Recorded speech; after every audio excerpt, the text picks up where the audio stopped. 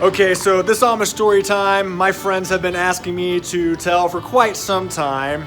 I've been stoning it away, just been sitting there, and now it's time to share it with my friend Sam Postich, who's 6 feet behind me. And let me add, Amish story times are my absolute favorite type of story time. So, I think they're pretty fantastic bedtime myself. stories are close, but Amish story times are the best. Okay, Sam, we're gonna go way back. We're gonna go way back to about the year 2000, 2001. Okay. I'm like maybe a freshman in high school. It's either summer before freshman year, maybe summer after. I can't remember, but see, Amish love softball. I think I've told you this. Intramural? Pretty much. Yeah. Any kind of softball. Okay. And there were a bunch of Amish guys having a good old softball game behind the high school one night. And a friend of mine thought it would be funny to army crawl, like army style crawl, through the outfield next to the tennis courts, hop up, and turn the lights off. There's like a switcher, like a breaker out there. Okay. He would turn the lights off for the whole diamond. Only problem is these aren't LED lights. These are like the old-fashioned lights. So if you turn them off, they take like a half hour to come back on. So he does it once. I think he does it twice. The third time, this Amish guy in the outfield sees him coming. And he's like, yeah, you go ahead and do it. You see what happens, you go ahead and do it. Well, Nathan jumps up, turns the lights off.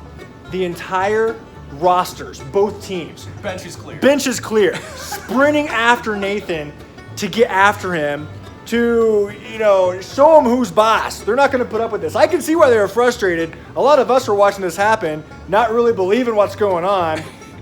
Nathan hops in a getaway car. He gets away. Well, at this point, all the Amish, they're still looking for him. They're upset, understandably so. Doesn't everyone know everyone type of thing? Pretty much. Well, here's the funny part, though. Yeah, everyone knows everyone, but I guess not all of them got a good look at who he was.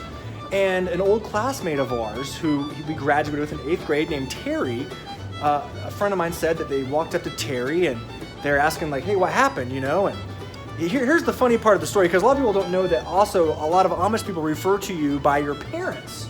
So even though Terry graduated with Nathan and myself, he didn't know who it was because the Amish guys who saw Nathan, they referred to him as this. They're like, well, what happened? And Terry told him, and then he said, well, do you know who it is? And Terry goes, well, I don't know who it is, but they say it's Philo Schrock's boy.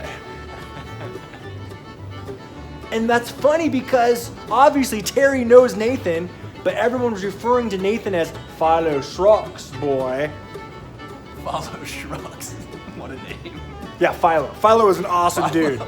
But I guess there's two morals of the story here. Number one, never, ever mess with Amish and softball. That was just mean. I think Nathan would admit today that was just mean. But also, it's kind of humorous in that, when I go back home, a lot of people refer to me not as Josh. Oh, you're Oxy's boy. I mean, we're going on air in about 5 minutes. Oxy's boy. That's how I'm tossing it to you. What's your dad's name, Sam? Steve. Steve's okay. Boy. Well, I'll toss back to you. That's Steve's boy over there.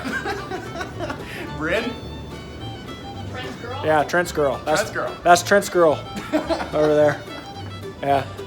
Anyway, I like it. I miss playing softball, though. It's been too long. Hey, let's start a league. My former Amish cousin Wilbur and I, we played some softball in Arthur a couple summers ago. Our team name, the Has-Beens.